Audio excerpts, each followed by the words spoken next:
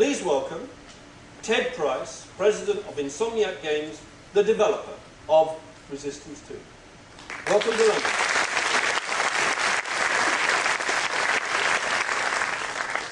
Thank you, David. So with Resistance 2, we focus equally on 4 areas. These are things we call the 4 C's. Community, campaign, co-op, and competitive. And I'm going to say just a few words about each one. First of all, community. David talked about the importance of community for the PlayStation 3. In Insomniac Games, we believe that every game released these days has to have a strong online community behind it. With Resistance Fall of Man, we began building that community with myresistance.net. Now with Resistance 2, we're completely revamping myresistance.net. We're adding the kind of social features that you'll see in sites like Facebook.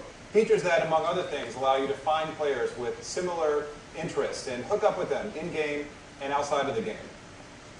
These features will also be very tightly integrated with the game, and we'll be talking about those more in the months to come. Now, the campaign for Resistance is something I won't be showing today, but I do want to say a couple words about it. This time, we are focusing squarely on Nathan Hale and his story as he travels back to the United States to fight off a Chimeran invasion. We'll be answering more questions about Nathan Hale, who he is, talking about the Chimera and where they came from. Furthermore, we're taking advantage of the incredible variety of settings within the United States that 1950s America offers. What you're seeing here are screenshots from one of our levels set in the redwoods of California. Now with co-op, we're definitely breaking new ground. We have 8-player online co-op with its own campaign, its own story. We have different character classes you can play. We have character progression. We have experience-based persistent rewards. It has a lot to offer. But today, we're going to be focusing on competitive. So instead of talking about it, I'm going to show you some gameplay that we captured just a couple days ago back in Los Angeles. Now please keep in mind, the game is 6 months away from appearing on shelves, so this is work in progress.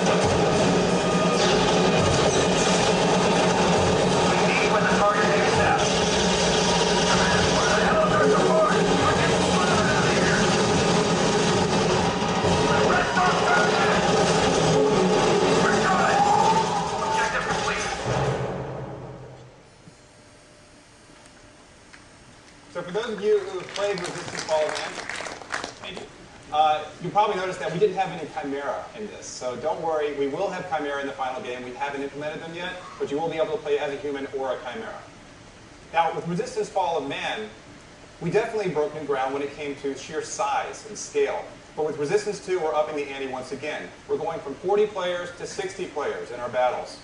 Now we're well aware at Insomniac that more players doesn't necessarily mean better gameplay. In fact, it could actually have the opposite effect if games devolve into chaos without organization. So our rallying cry for Resistance 2 competitive has been massive battles, more intimacy. Now, what do I mean by more intimacy? Well, first, I'm talking about battles within battles. Every 60-player battle is actually comprised of 5 smaller skirmishes between squads, where every squad has its own objectives. Definitely helps to keep the battle spread out. But how do these squads know what their objectives are? Well, that's where our dynamic objective system comes in. Every squad is assigned objectives that change as the battle changes.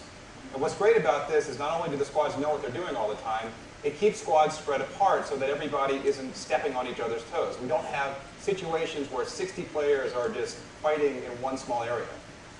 But how do you avoid a situation where a squad may be stuck in a corner of the map with not much to do? Well, this is where rival squads come in. Every squad gets a rival squad. This is another squad that has the same objectives, so they're fighting toe-to-toe the entire time. And when it comes to 60 players in the battlefield, what's great is that there are always 5 or 6 players for whom you develop a really intense hatred.